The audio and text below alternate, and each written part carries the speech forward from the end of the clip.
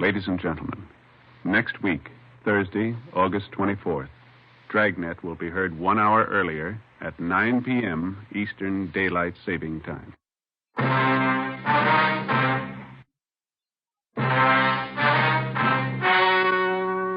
The story you are about to hear is true. Only the names have been changed to protect the innocent. Fatima Cigarettes, best of all long cigarettes, brings you Dragnet.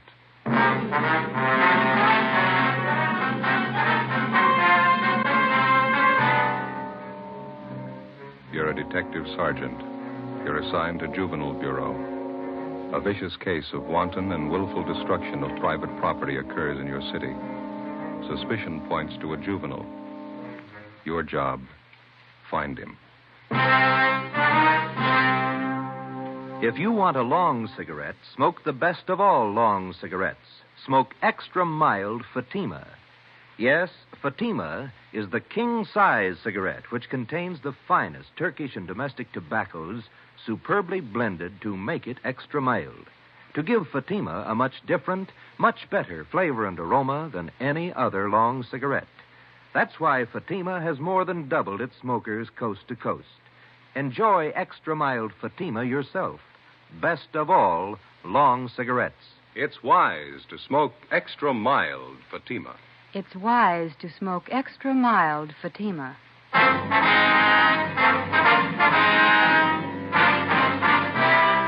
Dragnet, the documented drama of an actual crime. For the next 30 minutes, in cooperation with the Los Angeles Police Department, you will travel step by step of an actual crime.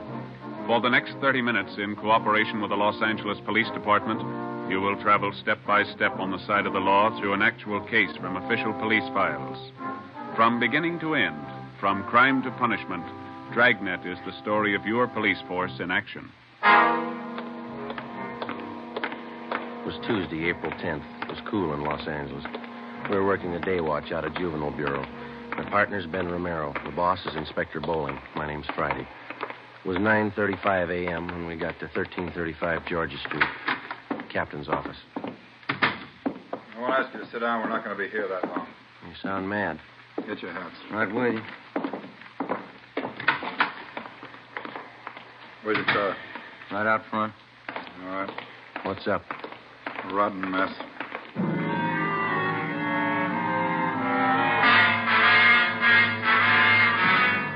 We got in the car and drove south on Figueroa till we got to West 103rd Street. According to Inspector Bowling's directions, we turned right and went about 4 miles. He directed us to pull up in front of a one-story frame residence that had been converted into small business offices. On the right side, going in, was a neighborhood jeweler's shop. We could see him working in the window. Over the door of the office on the left was a lawyer's shingle. The gold lettering was new. It's this way. Lawyer's office. That's right. Name's Paul Wilson. It's me, Miss Wilson. Oh, come in, Inspector Bowling. Mr. Wilson, this is Sergeant Friday. Romero, juvenile detail. I'm assigning him to this case. How you do, Sergeant? All right. Sergeant. All right, look at it. Just look at it. Look at that, Joe. Yeah. Paint. It's all over everything. Look at that leather chair. It's ruined. The desk smeared with the stuff. Green paint. Looks like they threw it on the mop, didn't it? Rug soaked with it, the walls. Look, Joe. They even got the clock. Yeah. Take a good look. Remember it when you tag whoever did it. These your law books, Mr. Wilson?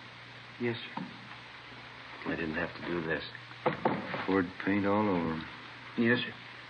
When did all this happen? Sometime last night. Found it this way when I came in this morning. Any idea who did it? That's why he called us, and we're going to find out. I don't know who'd want to do a thing like this. Just opened my office 3 days ago. Just hung out my shingle. You just started practicing law, is that it? Yes, sir. Graduated from Loyola University Extension Division. Been looking for office space for a long time. Was anything taken? No. It's such a dirty, rotten thing to pull. Undoubtedly a kid. That's pretty vicious for a kid. Can you think of any enemies that you might have had, Miss Wilson? No, sir. No one would do a thing like this. Can't understand it. There's no reason for it that I can think of. Crime report shows they got in the back door. Is that right, Mr. Wilson? Well, can you come back here? I'll show you. Okay. Yeah, here it is, right here. See, this used to be the kitchen when this was a flat. I was going to put a hot plate in here for coffee. Oh, yes. You can see where they cut through the screen door. It's all right. It's been checked. Okay. Oh, yeah. Yeah, I see. Mm-hmm. Any pass key would fit the inside door here. Yes, sir, that's right. You can follow the trail of that green paint right from this door all the way through the house. Yeah. I don't know how I'll ever get it all off. You know of any cleaners that handle things like this? We're not allowed to recommend anybody, Mr. Wilson. If you have somebody in mind, we'd be happy to call them for you. Well, thank you. I appreciate it. I was going to make some calls, but I haven't got my phone installed yet. Estimated damage about $1,800, is that right? That's what I figure, yes. My law books are over $600 alone. Borrowed the money from the bank for the furniture. You haven't noticed any kids in the neighborhood, none of them around while you were moving in? No, I didn't see any. I moved everything in myself, rented a trailer, made several trips to get it all over here. Guess that was a silly thing to do. Why? Well, the store where I bought the furniture said they'd deliver it, but I couldn't wait to see everything in. First office, you know. Yeah, we understand. Well, like I said, I made several trips with the trailer, and I didn't lock the office each time I left. Didn't figure it was necessary. The fellow across the hall with Bueller said he'd keep an eye on things for me. But you did lock up last night, didn't you? Oh, yes. As soon as I was moved in, I locked the place at all times when I wasn't here. That's it. We'll get right on it. I don't have to tell you again. I want a fast answer. Where do we start? With an empty paint can. Before we left Attorney Paul Wilson, we took a sample scraping of the green paint to serve as a color check. We started to canvass the neighborhood door to door. We covered the area for a radius of 6 blocks, questioning the residents and checking out the youngsters. We failed to come up with anything. We figured another good angle was to try the schools in the area. We checked on the students who had been in any kind of trouble involving malicious pranks. We had the principals line their students up. We looked them all over thoroughly for any evidences of paint of any kind on their person or on their clothing. The few leads we found led nowhere. After a week without success, we went back and rechecked the neighborhood, the paint stores, to see if anyone had bought any green paint, anyone they might have forgotten to tell us about the first time through. No leads. Monday, April 18th, Ben and I stopped for a Coke at a hot dog stand on the corner of 103rd and Oakview Avenue. A couple of Cokes, please. Come on, help yourselves in. Yeah, okay. Here's one. I don't see any more. There's one lying on the side. No, over there by the grape. Oh, yeah. Let me get it for you. Oh, thanks. Here you are. Good.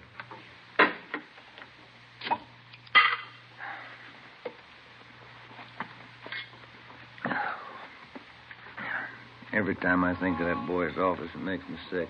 Well, If we could just get some kind of a lead. Anything for a start. Pardon me. I'd be satisfied. there's nothing to work on. It's like stabbing in the dark. Joe. Yeah? Look down the street there. This is tin can day. Everybody's got them set out in front of the houses. It's worth a try, isn't it? Let's try a place across the street and then work down the block. All right. Come on. I had a cousin move down from San Francisco. It took him almost a year to get used to this tin can system here in L.A. Is that so? Yeah, up there they throw everything into one garbage can. Tin cans, no. Oh, I didn't know that. Yeah, sure. Tads, my cousin, never could get used to putting the cans out. The backyard was full of them before his wife reminded him to put them out. Yeah. Garbage kind of piled up, too. They wouldn't pick it up with the tin cans in it. Yeah. You want to check these here? Yeah, get all this right. bunch here. Okay.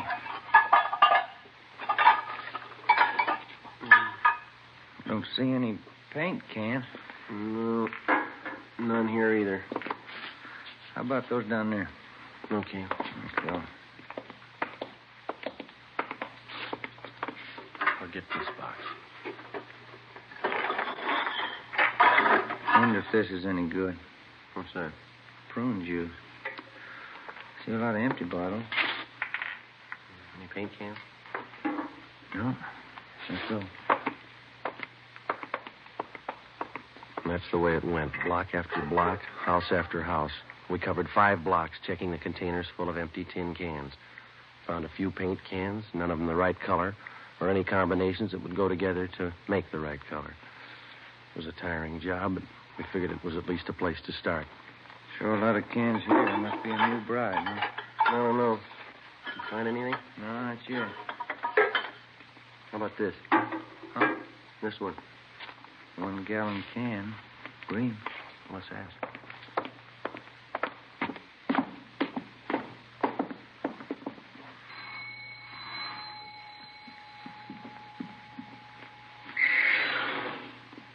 Yes? Police officers, ma'am. This empty paint can belong to you? You can have it if you want. We threw it out. Do you have any children here, ma'am? Yes, a boy. How old is he? 1 year. Would you mind telling us what this paint was used for? We just moved here. Is there any law about throwing out the paint cans? Oh, no, ma'am. We're investigating the case. Just like to know what the paint was used for. Did old man Boone send you over? Beg your pardon? Mr. Boone, the man we rented this house from? No, ma'am. I thought maybe it was him. He said we couldn't do any painting inside. We don't know anything about that. You sure? I don't trust him. No, ma'am. You say the paint was used to redecorate? Yes, come in, I'll show you. Oh, thank you.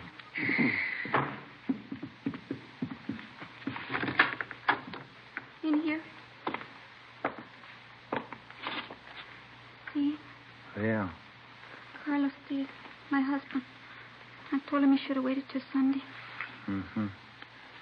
Whose idea was it to paint the bathtub? Carlos. He's going to night school learning English. The teacher told him the best way to learn was to speak it around the house. Yes. It's better for the little one, too. Well, anyway, Carlos gets paid on Saturday night. Then he stops at the little place where the fellas he works with and has a little drink. He gets his paycheck cash there. Mm-hmm. When he came home, he said he was going to paint the bathroom for me. I guess he felt a little good. I was in the kitchen and I yelled to him to paint around the top. Around the top, I said. Yeah. Like I said, he doesn't know English too good yet. We have a green tub. I see. Well, thank you. He's going to clean the tub next Saturday. We use the shower. Painted that, too, didn't he? Oh, thank you very much, ma'am. We're sorry to have disturbed you. Oh, that's all right. I'm worried about next Saturday night. Why's that? There's no telling what he's going to do with that paint remover.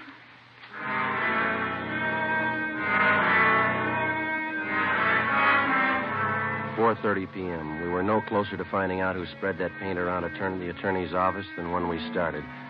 We continued checking the neighborhood, but we found nothing. A few minutes before 5, we got a call to check back in with Inspector Bowling. You do any good out there? Nothing at all. Well, we had a little action, a new one. Now, what's that? Came in about an hour ago. Somebody poured kerosene on 3 palm trees and set them on fire. 3 trees, 3 different blocks. Yeah?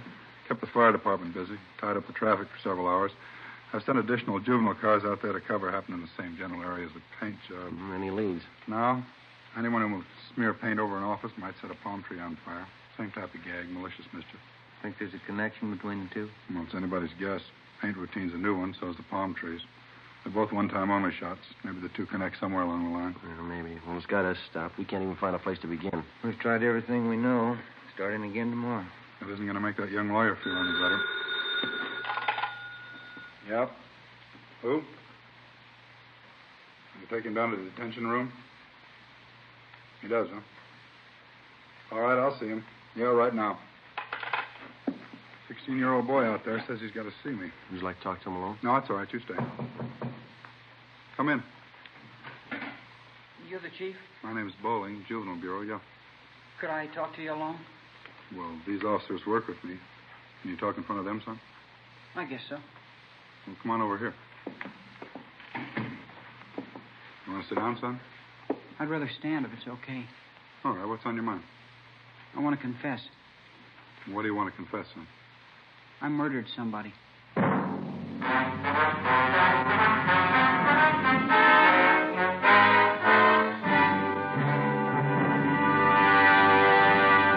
You are listening to Dragnet, actual case histories taken from official police files. If you smoke a long cigarette, it will be in your interest to listen to these case histories taken from the file marked Fatima. On this card, reporter Lee Silver's statement. I need an extra mild cigarette. No other long cigarette I've tried is as mild as Fatima. Here's Nurse Shirley Gelman's statement. When I go off duty, I appreciate a mild cigarette. Fatimas are extra mild. I can enjoy them more. On this card, the statement by drama critic Richard Watts, Jr. Anyone can tell Fatima contains the finest tobaccos. It's extra mild, has a much better flavor. All agree it's wise to smoke extra mild Fatima, and that's what more and more smokers are discovering every day.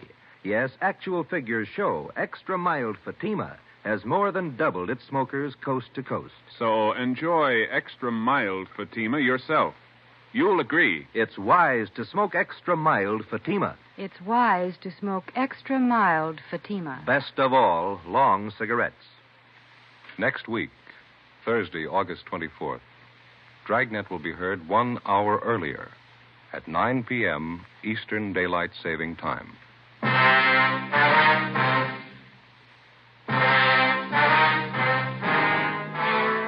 6 p.m. Monday, April 18th. The boy identified himself as Arnold Waterman. He gave his age as 16. He told us that 2 days before, at 98th Street and 2nd Avenue, he'd shot a man to death and hidden his body in the basement of a house.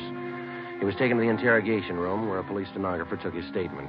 Inspector Bowling sent Ben and I out to check his story. 9:30 p.m. We drove back to Georgia Street Juvenile and went to the interrogation room. Arnold? Yes, sir?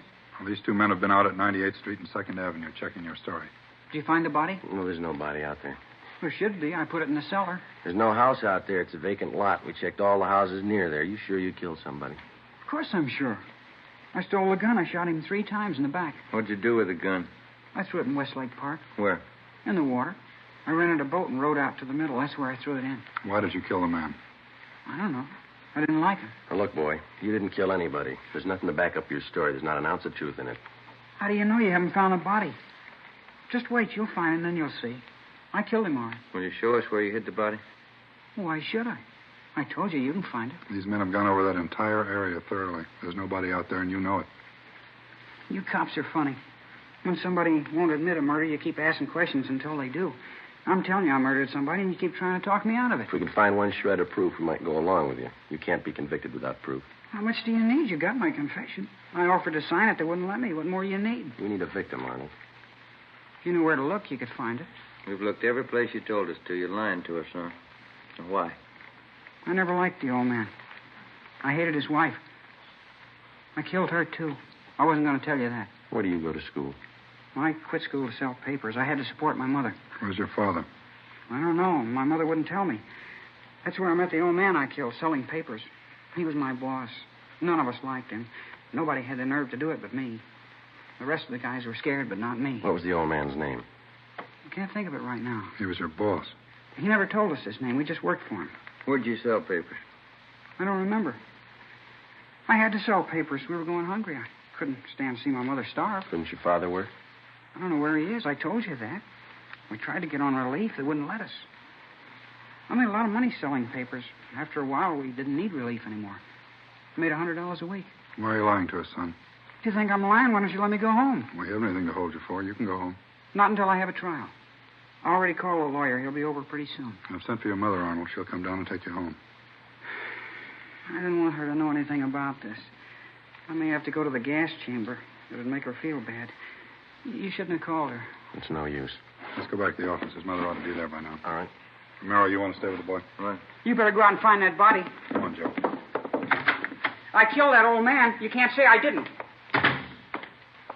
The boy's a pathological liar. Well, it looks that way. Probably an inferiority complex. And this is the way of making himself important. Well, we all know he didn't kill anybody, but I wonder if he's got something else in his mind, huh?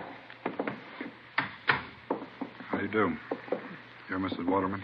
Yes. Inspector Bowling? Yes, ma'am. This is Sergeant Friday. How do you do, ma'am? How do you do? I have to excuse my appearance. I slept a little late today. We've got your boy down the hall. He's all right. Trying to get us to swallow a few tall stories. Yeah, he's like that. What did he tell you? He tried to give us a story about killing somebody. Well, I'm not surprised. This isn't the first time. I'll never understand that kid. Has your boy ever been in an institution, Mrs. Waterman? No, he's not bad. He just likes to lie all the time. He's an awful liar. Went to his high school principal the other day, told him his father and I beat him. We wouldn't give him any lunch money. Where is your husband? He has a newspaper concession on one of the railroad trains. How often is he home?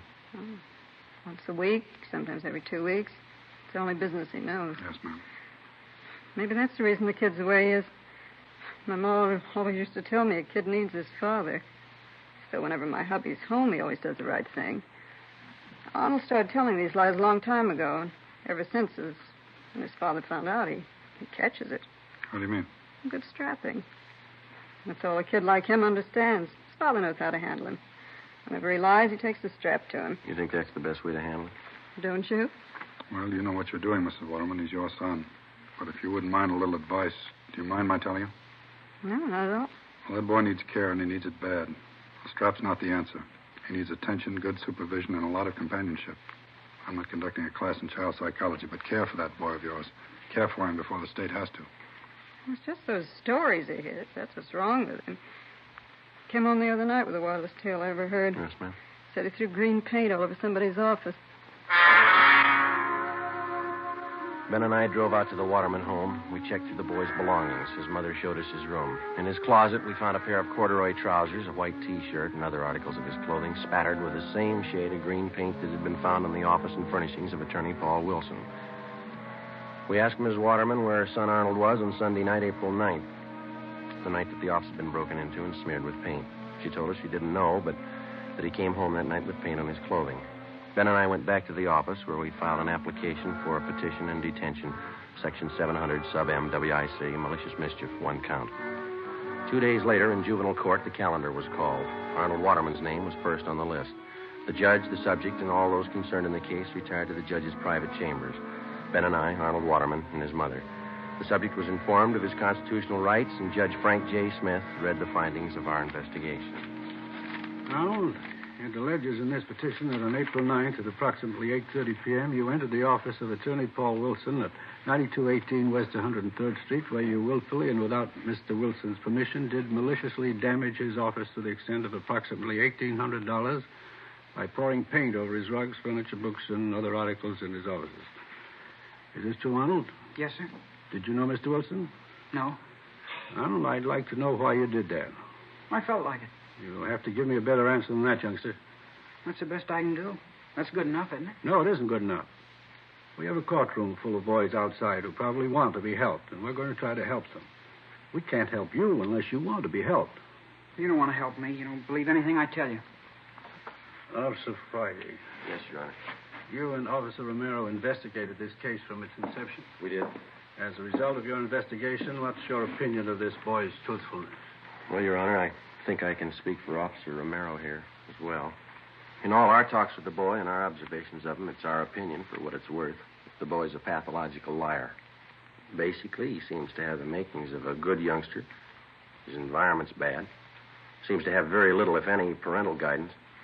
Tells lies, Your Honor. Lots of them. That seems to be everyone's opinion. It's not mine. If you'd spend more time trying to find out if I'm lying instead of trying to put me on the spot, you'd earn your money. Your stories have been thoroughly investigated and double-checked by competent police officers. There is absolutely no basis of truth in anything you've said. I'm getting sick and tired of everybody calling me a liar. Do you hear me? Young man, sit down in that chair. We review a great many juvenile cases here in my private chambers, but that does not alter the fact that you are in a court of law. You will lower your voice, speak in a gentlemanly fashion, and tell the truth. Is that understood? Yes, sir. Mrs. Waterman, could you give this court any reason for your son's behavior? It's a mystery to me, Judge. Fred, that's his father. He can't understand it either. He's always lied. His father beats him for it. I guess he'll always lie. That's all you can say on your son's behalf? What else is there to say? He's a liar. Arnold, I'm going to ask you once more. Why did you smear paint all over Attorney Paul Wilson's office? I didn't like him. Why didn't you like him? I didn't like him, that's all. Tall, skinny, funny-looking guy. You mean you destroyed his property because you didn't like his looks? Something like that. He was cheap. I saw him moving in. He had a trailer. He was moving his own stuff in. Why didn't he hire a mover like everybody else? I don't like cheap people. Do you know anything about this man, Wilson? No. Why? What business was it of yours, whether or not Mr. Wilson decided to move his own furniture? Do you know that he's a young man, not much older than you, just graduated from law school, took a lot of time, took a lot of his money that he earned to put himself through school, and you sit there, a mere sketch of a boy passing judgment on a fine young man like Paul Wilson. And boy, let me tell you something. I don't know if you're a God-fearing lad or not, but you'd better fall on your knees and ask forgiveness and hope that somebody hears you, that he hasn't lost patience with you. You'd better raise up those sights of yours, lad, and pray for forgiveness. I hope those signatures mean something, I know.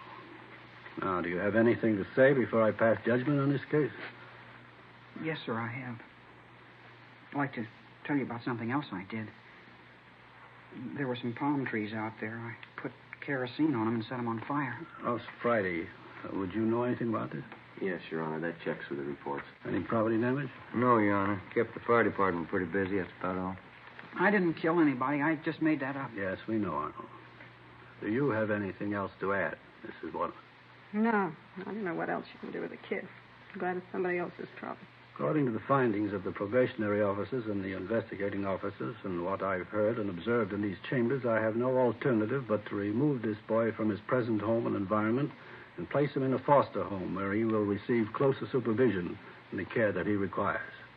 Does that meet with your approval, Mrs. Waterman? It's fine with me, Judge.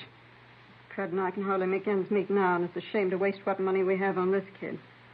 It's all I can do to squeeze out the new clothes I need. Then you approve this plan? I can't wait to tell Fred.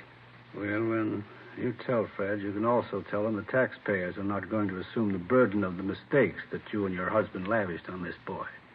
How do you mean, Judge? The expense of placing the boy in this foster home comes to the amount of $35 a month. You and your husband will pay this sum. The law covers that. It's an awful lot of money. The payment will be due on the first day of each month. You will meet this requirement or be held in contempt of court. I'm only sorry that's as far as the law goes. The laws of the state of California do not make the parents responsible for the torts of their children unless contributory negligence can be proven. In my eyes, it is contributory negligence on your part, but unfortunately, it cannot be proven. Any faults that this boy may have are yours. You as a parent are responsible. We did the best we could in raising the kid. Madam, you didn't raise him. Hearing dismissed.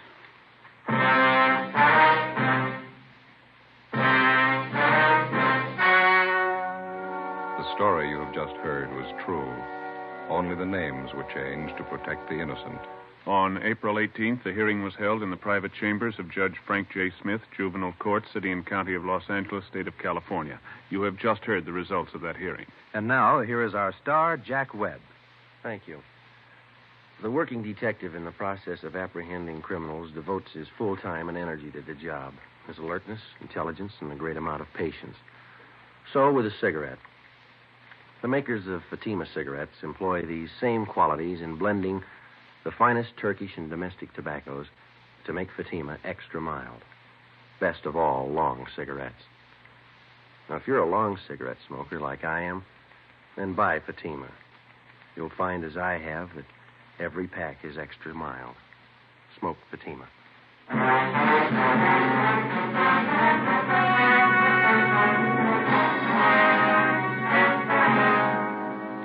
Next week, Thursday, August 24th, Dragnet will be heard 1 hour earlier at 9 p.m. Eastern Daylight Saving Time.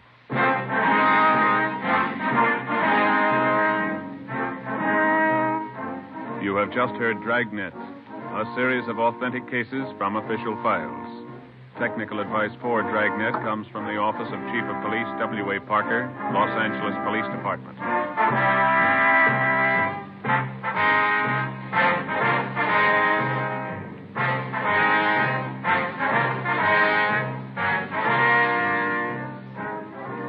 Fatima Cigarettes, the best of all long cigarettes, has brought you Dragnet from Los Angeles.